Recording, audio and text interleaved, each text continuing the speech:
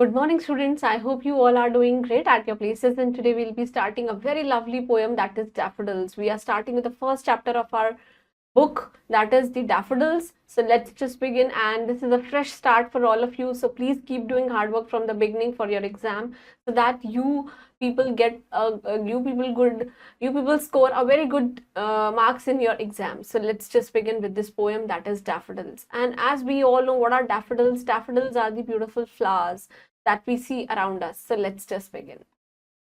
So, title of our poem is The Daffodils, right? Moving on to a brief introduction about this poem, right? Flowers, we all know they are the beauty of the earth. ये हमारे अर्थ को बहुत ही ज़्यादा सुंदर और सौंदर्य बनाते हैं. They attract and please us with their fragrance and beauty. और ये हमें अपनी तरफ अट्रैक्ट करते हैं थ्रू देयर फ्रेग्रेंस. इतनी अच्छी खुशबू आती है और बहुत ही सुंदर और सौंदर्य दिखते हैं. You just read and enjoy this poem.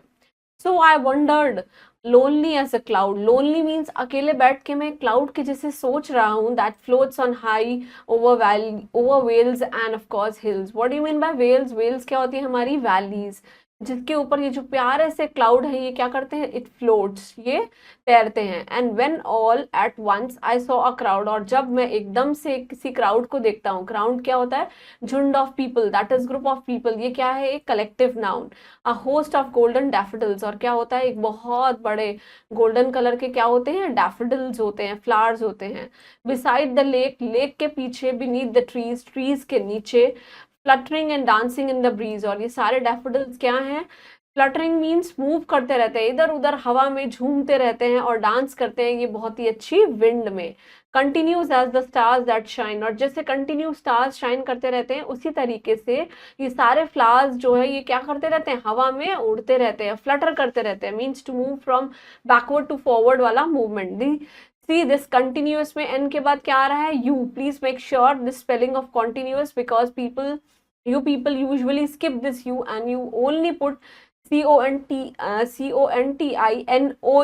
No, it's NUOUS, right? And twinkle on the Milky Way. Milky Way we all know it's a galaxy, और उसमें जैसे stars twinkle करते रहते हैं, इसी तरीके से ये daffodils जो है नदी के किनारे फ्लटर करते रहते हैं. And they stretch in a never ending line, और ये चलते ही चले जाते हैं, आगे बढ़ते ही चले जाते हैं. Along the margin of a bay. Bay means very happy.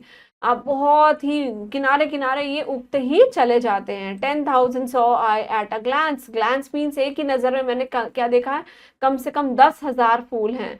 Tossing their heads, जो अपना सर घुमा रहे हैं. इंस्प्राइटिंगली डांस, और वो डांस करते रहते हैं. The waves beside them dance but they, जो वेव्स हैं साथ में जो लहरें हैं वो भी बहुत अच्छे से डांस करती हैं. But they outdid the sparkling waves in glee. Glee means happy, चमकते रहते हैं ये. A poet could not be but gay. Poet जो है वो ना चाहते हुए भी बहुत खुश हो रहा है in such a jocund company. What do mean by jocund? Means very happy journey, very you can say बहुत ही खुश वाली journey. I gazed and gazed, और मैं देखे और देखे ही जा रहा हूँ. बट लिटिल थॉट, मेरे दिमाग में कुछ विचार भी आ रहे हैं. What wealth this show to me had brought. क्या क्या मेरे को ऐसा लग रहा है कि जैसे मेरे को बहुत सारा पैसा मिल रहा हो इसको देखने के लिए, कि मैं इनको देखकर ही बहुत खुश हो रहा हूँ. For oft, oft means often. When on my couch I lie, और जब मैं काउच पे आराम से बैठ के कभी कभी देखता हूँ इन्हें. इन वेकेंड मीन्स जब मैं खाली होता हूँ. और in a pensive mood. Pensive means very thoughtful mood. They flash upon that inward eye, और ये मेरी आंखों में एकदम बस जाते हैं. Which is the bliss of solitude, जो कि अकेले बैठ के क्या देखना है, इसे भी एक सुकून कहते हैं. And then my heart with pleasure fills, और मेरा दिल बहुत ही खुशी से भर जाता है. And it dances with the daffodils, और डैफोडिल्स के साथ वो खुशी के साथ झूमता रहता है. It has been written by William Wordsworth. We all know that this poet, he is a nature lover poet, right? Moving on to a word basket. First we'll be completing with all the word meanings. Lonely means alone, akele. Vales, I already told you it's valley. Daffodil is a kind of a beautiful flower, बहुत ही सुंदर flower है. Beneath means under. Flutter करना means flap करना, means इधर उधर, right? Never ending means continuous, जो चलता रहे. Jocund means very cheerful, happy, light hearted. खुशी से. and pensive means thoughtful, I already told you. Moving on to this time to answer, we will be completing with all the comprehension skill. First is the take the correct options, right? So the poet wondered as a dash. He wondered as a cloud.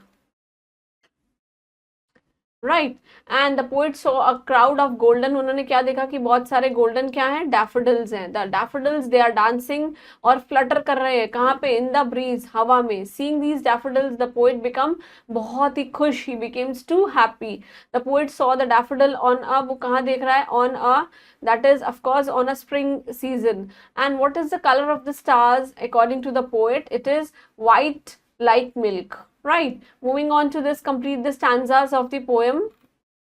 So for oft, oft means often. What happened for often? When on my couch I lie, right. So it's right over here, it's when on my couch, जब मैं couch पे बैठ के बहुत आराम से इन flowers को देखता हूँ इन वीकेंड, कभी कभी मैं बहुत ही ज्यादा खाली होता हूँ या फिर कैसे मूड में होता हूँ, पेंसिव मूड में होता हूँ, or you can say in pensive mood. What do you mean by pensive? Pensive, we all know it's very thoughtful. Thought, when you think for something in a very deep manner, right? Or you can say in pensive mood, right? And they dash eye, they flash upon, वो हमारी आंखों में एकदम अंदर तक बस जाते हैं. So they flash upon that inward eye.